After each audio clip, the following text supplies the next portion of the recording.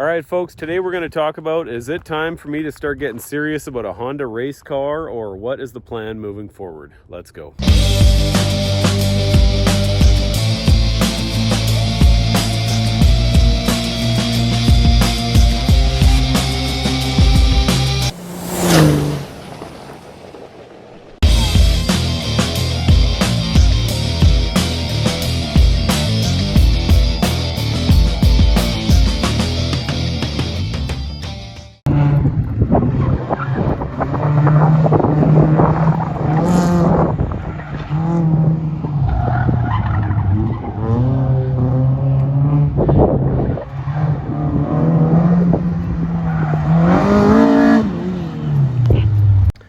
All right, folks, before we get into it, I just want to say I'm really pumped to start seeing some serious growth on this channel. We are getting very close to 5,000 subscribers, so if you are not subscribed, please help me out with that. Really looking forward to getting this thing really up and running. If you know any friends that might be interested or anything like that, please do me a favor and share some videos or share the channel and help me make this thing grow.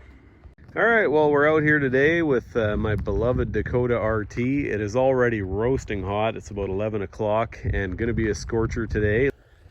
Anyways, it has been a very long and very fun autocross season this year. I think I've probably been to 10 to 15 events, maybe 12, something like that. I have actually discovered recently, I think our autocross club might be the most active autocross club in Canada, which is pretty lucky that I happened to just stumble right into it. I think they average 23 to 24 events per year, and I would love to hear from other people if you were involved in autocross. How many events does your club do? Anyways, today we're going to talk a little bit about what has been going on with the truck, what's been working, what isn't, and what are the plans moving forward. All right, so if you guys have been following along with the shorts, you will know that I have got tire problems right now. This is very recently got rotated. This was on the rear. As you can see right there, the carcass is showing through. The tire is completely fallen apart.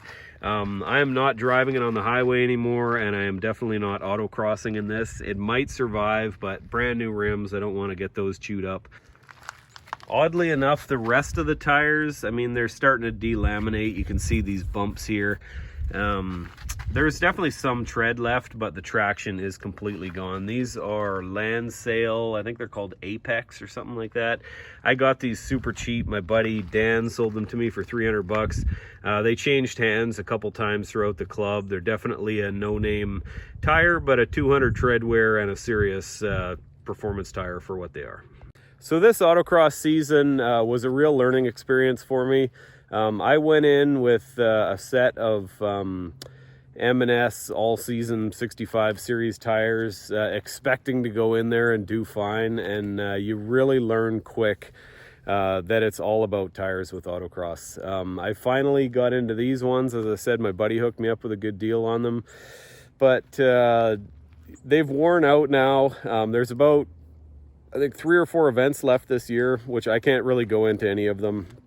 Like I said, I don't want to pop that tire. Today is the one exception. I'm actually going to be driving my buddy's Honda Civic race car, which is a phrase that I didn't really know existed 6 months ago. I knew that there were some people doing drag race stuff in Civics and that, but I've been completely blown away at what a presence Honda front-wheel drive cars have in the track and autocross racing world. It is just amazing. These are the results from the Knox Mountain Hill Climb. I volunteered at it this year. I would love to go in it next year. There's a bunch of safety stuff. You have to have a roll cage or a roll bar. I think 5-point harness, race suit, you know, a bunch of stuff like that. So if the money's there for it, I definitely want to go in it. But just going to show you guys some of the time. So being under 2 minutes over here is a pretty big deal, I think. Some of these cars, I mean, this first one here was like this crazy carbon fiber, you know, F1 race car looking thing. The next one was this Eagle Talon with 650 horse at the wheels and some crazy body kit on it and stuff.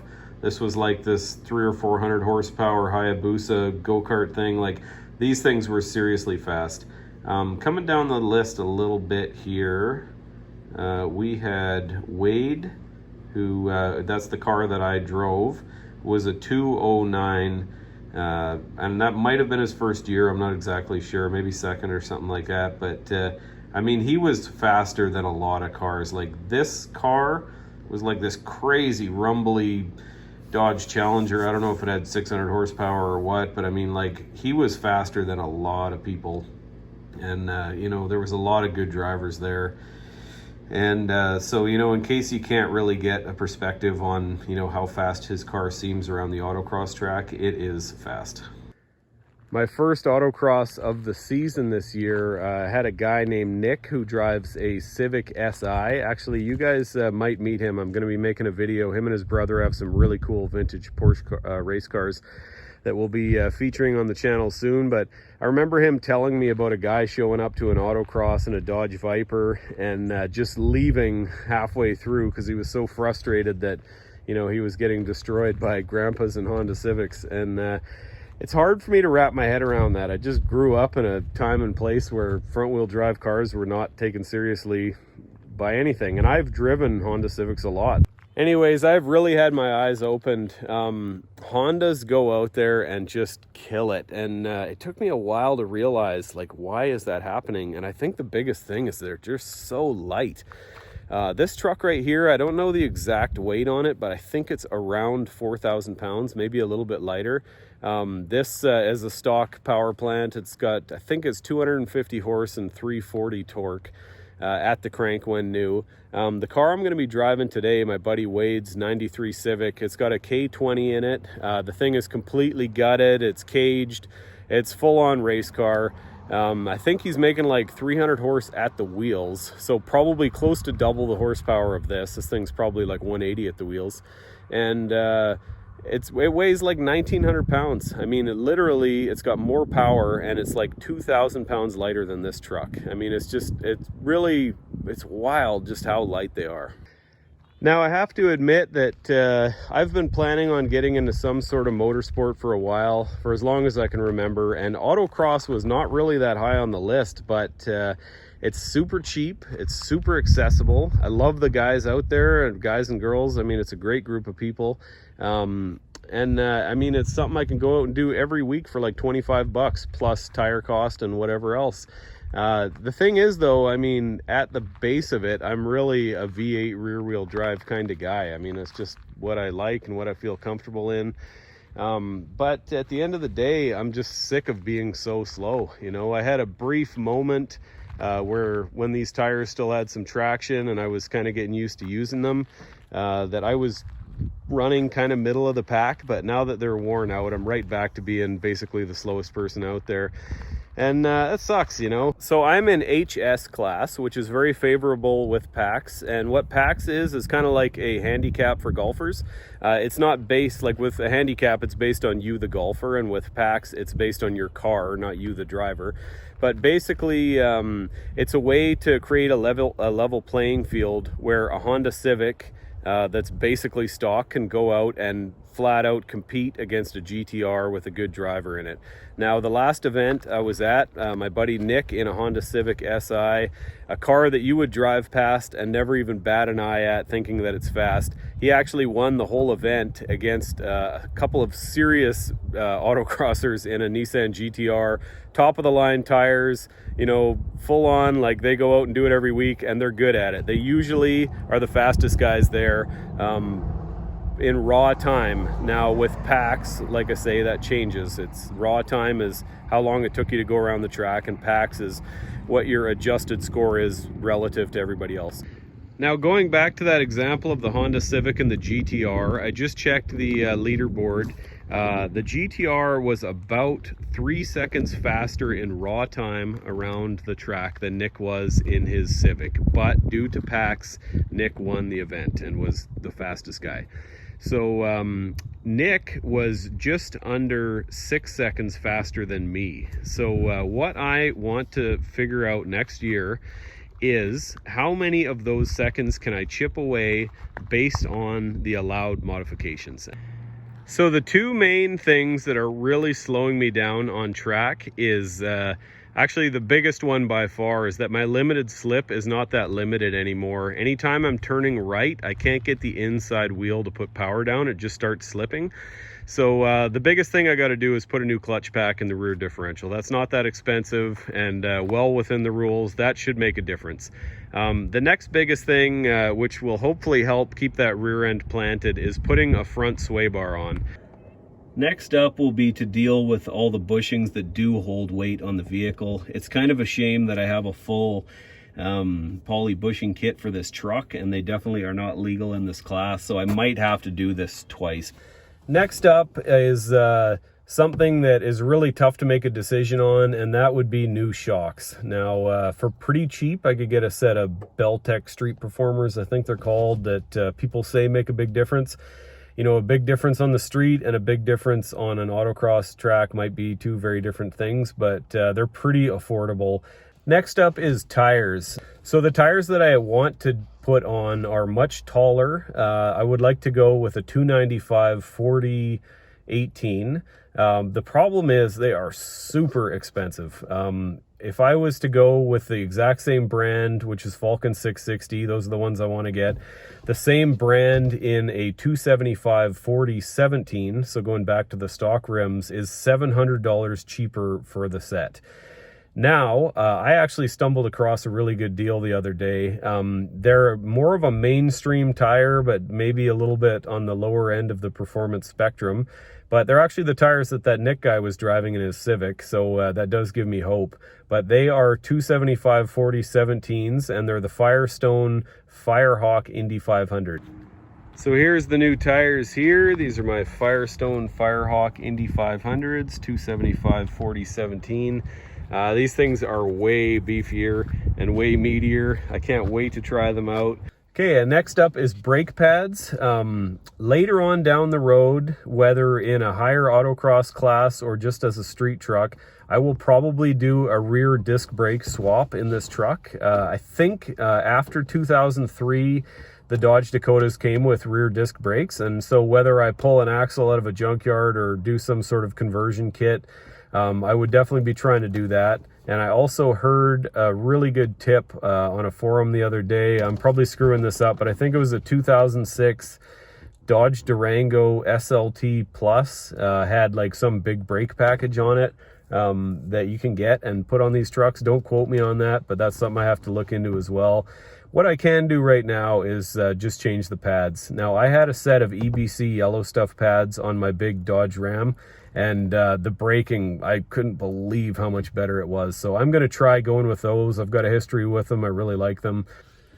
Okay, and then finally, the last thing that I will do is to get this thing in alignment with hopefully some negative camber.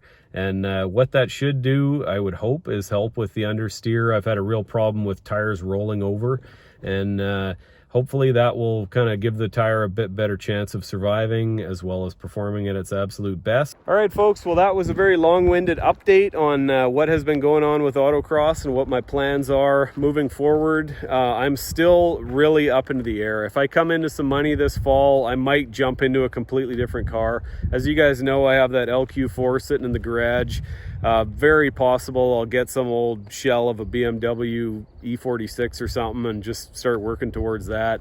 I might run this. I mean, who knows? At the moment, this is about the cheapest plan moving forward. Right now, though, we're going to head over to the autocross course and go check out that sweet little Honda race car that my buddy Wade is going to let me drive today, and we will see how that goes.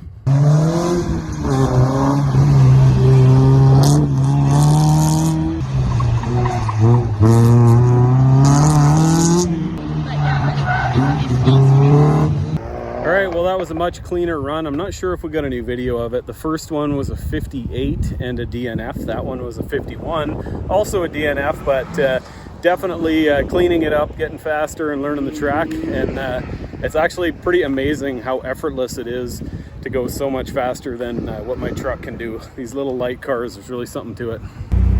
It's so cool being in a race car, just these ultralight kind of door panels, bit of basic gauges. This thing is just super gutted, you know, very raw. I have to say, I really enjoy it. All right, well, my last way faster. Unfortunately, it was a DNF, and I'm not 100% sure if it was just one of those around the wrong side of a cone or if I totally cut off a bunch of the track. So I can't confirm if it was actually a lot faster or if I just took a shorter course.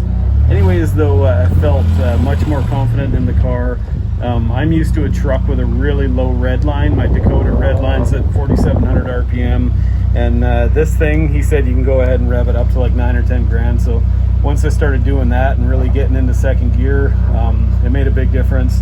I'm just going to go ahead and, you know, try and learn the track, just keep ripping around. At the end of the day, I'm not super concerned. The season's over for me anyways. I'm just happy to get seat time, but I have to tell you, being in a light car is really, really fun. Big thanks to Wade Hamilton, the guy lending me the car. Doing me a favor, and as you can see through the sticker, he's part of Second Gen Racing. Go ahead and check out their Facebook page. He's definitely one of those guys out here living it day in, day out. He's all about his race car. All right, folks, that was by far my best run. That was a 50 point something. You know, not even in the ballpark of the max with that car. I'm still just getting a feel for it, but I couldn't believe how much more speed you can carry in corners and how much easier it is to get up to speed and get stopped. That thing rips.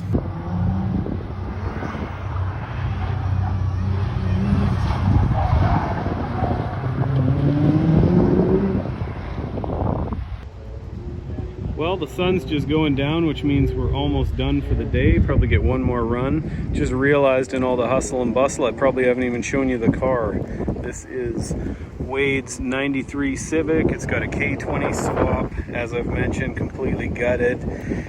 Total race car mode. This thing rips. He's very active with it, and really pumped that he let me drive.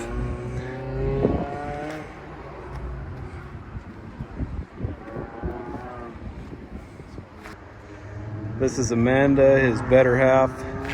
She's got a pretty sweet little matching car. Also very gutted and full-on race car. Both of these two were racing in the Knox Mountain Hill Climb that I volunteered at a couple months back.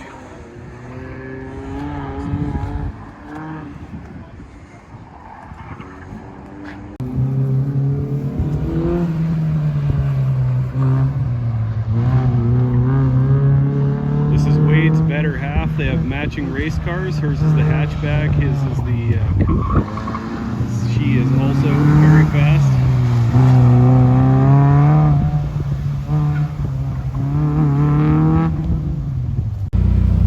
All right, folks, last run.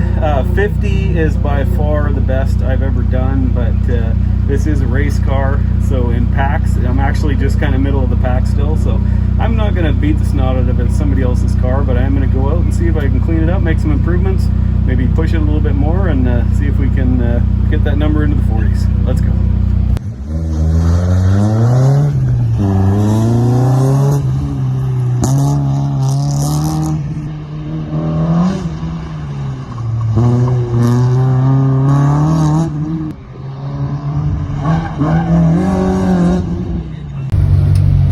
Yeah, baby, just got a 49.8, so we broke through into the 40s.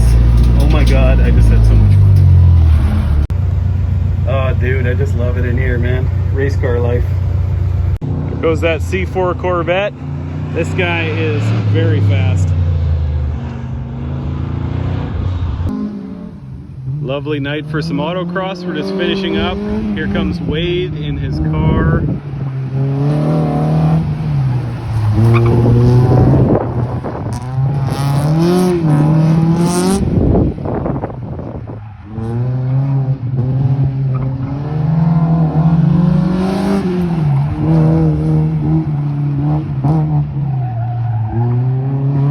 Well, folks, we're just wrapping everything up. That was an amazing day. By far the best times I have ever run, and probably the most fun I've ever had. We're gonna go out for some burgers and beers, and I'll catch up with you guys in the morning and we'll talk about it. Okay, and next up, I just want to take a look at the results of that autocross where he let me drive his car. As you can see down here, Ben H, that's me. I was in Wade's car. I did a 49.897. I was not pushing the car to the limit. I was barely touching the brakes and just coasting around corners. I mean, I was getting on it, I was trying, but it's someone else's car. I'm not used to it. It's his race car he's been working on forever. I mean, I'm not gonna go out there and try and beat the living snot out of it. But anyways, 49.8. Now look at where he was right here. 47.8. He was 2 seconds faster than me in the same car. And as you can see here, the two guys that co-drive the GTR, in raw time, he was very close to them, within half a second or so. So it really just goes to show you, I mean, whether it looks like it on camera or not, that car does rip. And in addition to being fast, it also goes to show you just how much there is there based on driving skill and being used to the vehicle. We're talking 2 seconds. That's a big, big, big difference. If I could be knocking, you know, a second or two off my truck with just better driving, I mean, that is going to make a big difference. So the cold hard truth is this. In order to get competitive, I'm in the HS class, and there's a couple of Honda Civics that are in that class as well. And both of them have won the last 2 events with packs. So they were also both about 6 seconds faster than me. Another thing is that we're talking about 6 seconds between me, a first-year driver, and a couple of hardcore competitive autocrossers that have been doing it for years. I mean, in driving skill, I've got a long way to go. I mean, we might be talking about easily a second or two there as well. Another thing is there's a ton of room for tires on this truck. With it being heavy, you know, the only chance I would have is going to pretty big tires. I think guys put like 345 drag radials on the rear, so I mean, I'm not exactly sure how much clearance I would have on the front, but these 265s have tons of room still. You know, I might be able to go a 305 or a 315 squared kind of setup. You know, it's very possible that this thing could get fast and could get competitive. It's just how much money is it going to cost? And that is really the ultimate question of how many seconds could I chip away? You got to remember, we're talking 6 seconds on complete and utter no-name tires that are worn out and garbage. I mean, there's probably a second or two, you know, or so just in tires. I'm having a lot of problems coming out of corners and putting traction down because of my limited slip being worn out. You know, that might be a second right there, maybe half a second, I don't know. So everybody at the Autocross Club thinks I'm insane for trying to do this in a truck. There's been a few instances where I was doing okay and kind of running middle of the pack, but I got a lot of things working against me, and I just can't stop wondering, what is this thing capable of with some modifications? So I guess it is what it is. I've got months to think about it. Unfortunately, the season's coming to a close, but I will tell you that I have had a lot of fun. Autocross is not something that was on my radar at all, but I've had such a blast. The people are super cool. It's fun to go out there and drive aggressively and try and get better. And I'm gonna I'll be jumping right back into it next year, but we'll see over the winter season. Do I buy a car and just get serious and strip it out and make a race car, or maybe do that to this truck, or just tiptoe into it? Either way, it's going to be fun, and I hope you guys come along for the ride. So just want to say thank you very much for being a part of this. Please like and subscribe. We're on the push for 5,000 subscribers. We're almost there, and hope you guys have a great day. See you on the next one.